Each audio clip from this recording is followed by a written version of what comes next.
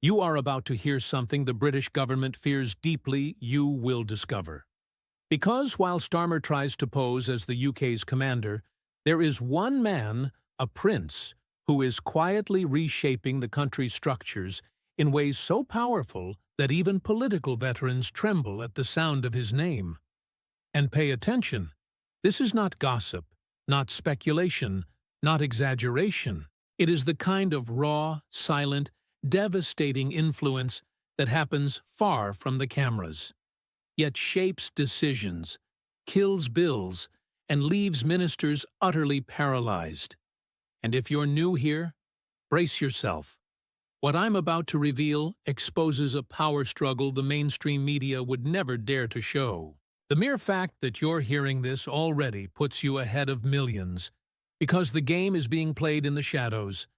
And William's moves are so calculated, so swift, and so bold that even seasoned Westminster insiders admit, "We've never seen anything like this."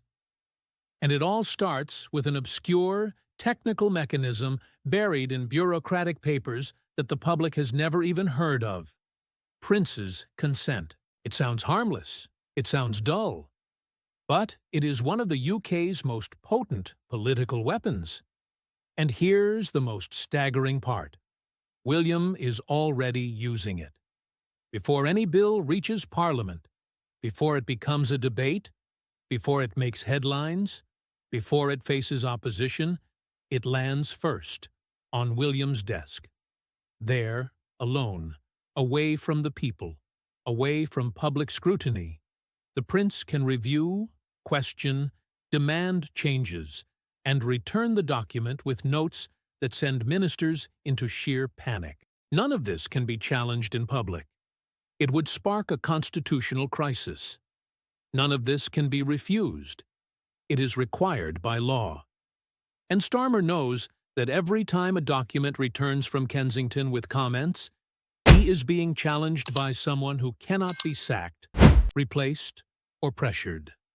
It is an uneven, silent, brutal game. And William is playing to win.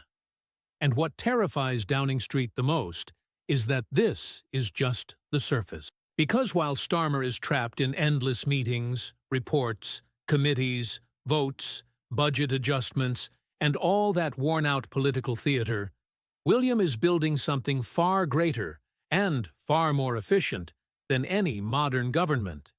He is assembling his own structure, a kind of shadow government made up not of sycophants, but of high-level ex-diplomats, international strategists, experts in technology, energy, diplomacy, and security. People used to solving problems, not talking about them. This team doesn't need to beg for funds, doesn't need to debate with the opposition, doesn't need to wait for authorization. When William wants to launch a project, he launches it. When he wants to gather global leaders, he gathers them. When he wants to push an agenda, he simply does. And here's the critical point. This group operates with the agility that the government lost decades ago. It is efficient, global, modern, and totally beyond Starmer's control. This creates monumental embarrassment on the international stage. When foreign presidents, major business leaders, global investors, and influential CEOs want to discuss the UK's future, technology, energy, climate, economic development, they have two choices. They can talk to the Prime Minister, who could fall tomorrow, lose support, be replaced by his own party, or get tangled in scandals. Or they can talk to the man who will inevitably be the next king and will remain at the top for the next 4 or 5 decades. And the choice has become increasingly obvious. Insiders have already admitted that diplomats are turning to William to open doors that the government simply can no longer open. And for Starmer, this is a silent but devastating humiliation. Because nothing is worse for a leader than realizing he is no longer his own country's main channel of influence. When a prince starts taking that position, it means real power has already begun to shift, and no one in Westminster wants to admit it. But none of this would be possible if William relied on scraps from the government. And that is precisely what puts ministers on absolute high alert. Because while Starmer is bound by budget constraints, tax cuts, tense votes, and economic crises, William controls something no politician ever will: his own vast autonomous fortune, completely shielded from government interference. The Duchy of Cornwall is not a charming rural estate, as the media tries to sell it. It is a billion-pound corporate empire with over 130,000 acres, generating massive sums year after year. Land, properties, commercial hubs, entire urban projects, coastal areas, residential developments, even land beneath prisons. All of this brings in an annual income of over $23 million directly to William. It is not taxpayer money. It does not depend on the Treasury. It cannot be cut by Starmer. It cannot be frozen by Parliament. It is a machine of autonomy, an endless source of real power. And with this financial freedom, William can act, invest, expand, and influence without asking anyone's permission. While the government begs for funding, he simply signs a check. But today, the real battle is not about money. It is about attention. And in this field, William is winning with an ease that borders on embarrassing the government. The old rule of never complain, never explain died with the previous generation. William has understood something that politicians like Starmer still fail to grasp. In 2024, whoever controls the narrative controls the nation. While the Prime Minister stands at grey podiums, reading bureaucratic speeches that no one watches, William appears in cinematic videos with stirring soundtracks, powerful imagery, modern storytelling, and instant global reach. His media team operates like a professional studio, producing content that goes viral in hours, not days. Every video he posts is a silent and humiliating reminder of the government's incompetence. He is seen helping the homeless, visiting real projects, addressing social wounds that the government only discusses on paper. He doesn't need to criticize Starmer. The comparison speaks for itself. And the public notices. Because next to a young, active, modern, connected prince, Starmer's government looks slow, antiquated, outdated, and completely out of touch with the real country. Like it or not, William is winning something no prime minister can buy: public trust. And it is this very trust that is creating silent panic within the government. Because when people start believing in a prince more than in their own prime minister, something serious is happening. Starmer's credibility is melting away, and William doesn't even need to attack him directly for this to happen. He just needs to exist. He just needs to appear. He just needs to act where the government fails. And as William grows, an even more explosive conflict is brewing behind the scenes. A cold, calculated strategic clash between him and the king himself. Charles waited his whole life to rule. 7 decades of preparation, the longest journey in history for a British monarch. He has a slow, traditional style based on private meetings, discreet letters, and gradual changes. William, on the other hand, operates like a Silicon Valley CEO, fast, direct, bold, willing to break structures if necessary. And this clash of styles is splitting the monarchy from within. Advisors now openly speak of a silent competition between Buckingham and Kensington. 2 centers of command, 2 leadership styles, 2 visions for the monarchy's future. And in the middle of it all, the government finds itself forced to choose: support the current king or bet on the prince who will dominate the country for the next 40 years? Amid all this political turmoil, let me ask you one quick thing. If you support a strong, transparent United Kingdom, free from the chaos created by weak politicians, then like and subscribe to this channel right now. It helps our work immensely and ensures you get everything firsthand. without relying on the media that hides the truth. Your participation here is what keeps this voice firm, direct, and unafraid to show what is really happening behind the scenes of power. And as this internal Cold War intensifies, another enemy grows in the darkness: the Republican movement. For decades, monarchy abolitionists were dismissed as irrelevant. But that has changed. With the death of Queen Elizabeth, the near-universal respect that shielded the institution has evaporated. Now, activists do not attack people. They attack numbers. They attack spending, privileges, secret budgets, security, properties, million-pound renovations. And this message resonates, especially among young people who no longer see the monarchy as essential. Every video of William in a luxurious palace becomes ammunition. Every official car becomes an argument. Every billion-pound refurbishment becomes an anti-monarchy headline. And the government? Silence. For them, a weakened William is convenient. The more he threatens the traditional political class, the more useful he becomes as a target. And William knows this. He knows he is walking a minefield where a single mistake, a poorly chosen word, a misinterpreted gesture, a symbol of wealth displayed at the wrong time, could ignite the debate, fuel the Republicans, and put 1,000 years of monarchy at risk. Because, like it or not, he is the face of the institution. And every move, every word, every action, everything could define the future of the crown. And that is precisely why, according to multiple insiders, William is preparing something that could become the monarchy's greatest reinvention in centuries. This is not cosmetic reform. This is not symbolic change. It is a deep, radical, risky transformation. And it is leaving many powerful people in absolute despair.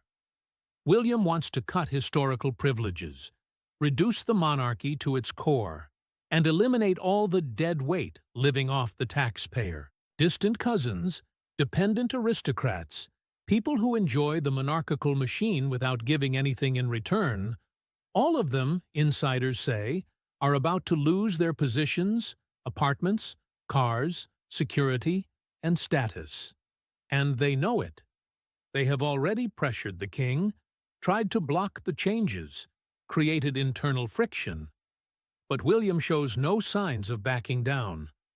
Because he understands that as long as the monarchy remains bloated and full of parasites, it will be an easy political target. And to survive the next 50 years, the institution needs to be lean, useful, and bulletproof. The prince is determined. If the monarchy is to exist in the 21st century, it must stop looking like a traveling museum and become something functional. And the boldness does not stop there. William is also reportedly planning to open palaces to the public permanently, not just for limited events, but as cultural centers, museums, visitor attractions, and even private event venues to generate income. To traditionalists, this is heresy. To him, it is survival. A closed palace fuels criticism. An open palace pays for itself. A palace with queues at the door becomes part of the economy, not a burden. But there is a huge risk hidden in this vision. By opening palaces, he dismantles part of the mystique that sustains the monarchy. Because, for many, the magic of royalty lies precisely in the inaccessible, the secret, the untouchable. Turning Buckingham Palace into a normal place could be liberating for the country, or it could destroy what makes a king seem kingly. William knows this, and yet he is willing to bet everything. Because, for him, the monarchy does not need mystery. It needs relevance. And relevance today depends on transparency and utility, not gilded veils. And while these colossal changes move silently, the government watches, unable to interfere. Would Starmer like to limit William? Of course he would, but he can't. He does not control his image. He does not control his money. He does not control his team. He does not control his global influence. He does not control the overwhelming impact he has on public opinion. He controls absolutely nothing. And that is what truly terrifies Downing Street. Because William is becoming, without debates, without elections, without scandals, the most powerful public figure in the United Kingdom. More respected, more trusted, more listened to, more influential than any minister, any party leader, any member of parliament. And this shifts the center of political power. When a prince surpasses the government in trust, efficiency, and reach, the country starts to look to him as an alternative.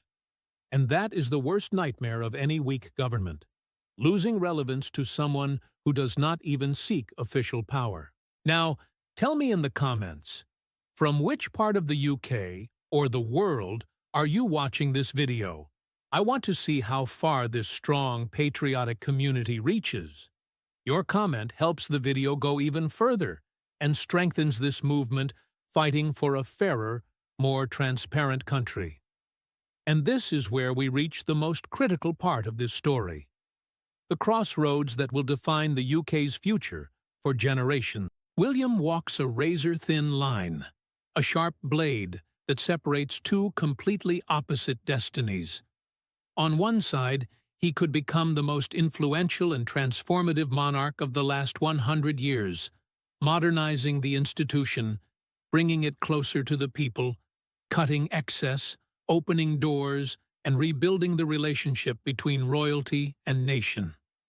On the other, he could, unintentionally, trigger the greatest monarchical crisis in modern history, because everything he does carries political weight, social repercussions, international attention. A single misstep could become fuel for Republicans, ammunition for the opposition, a source of discontent within the royal family itself. He carries a massive responsibility on his shoulders, and any mistake could explode like an institutional atomic bomb. Meanwhile, Starmer is drowning in dilemmas he cannot solve. Because trying to confront William would be political suicide. Ignoring William would be incompetence. Rivalry with William would be laughable.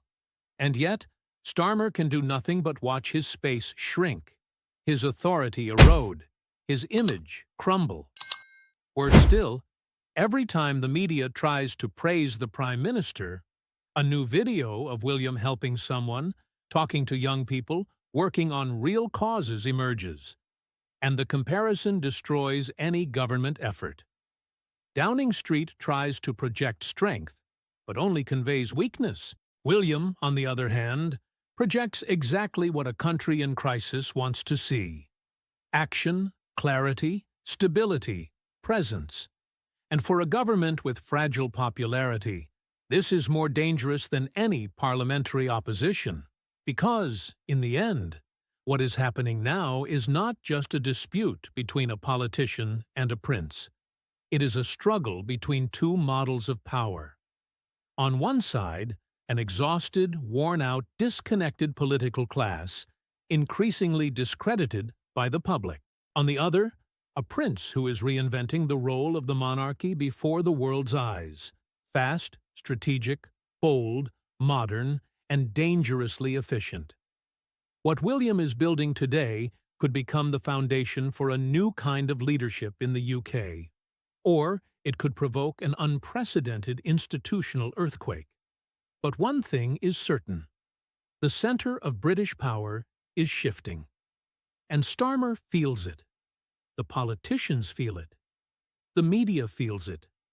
The world feels it. The question no one wants to ask is simple, but inevitable. When the dust settles, who will really govern Britain? The Prime Minister? Or the prince who has already begun, silently, to take control?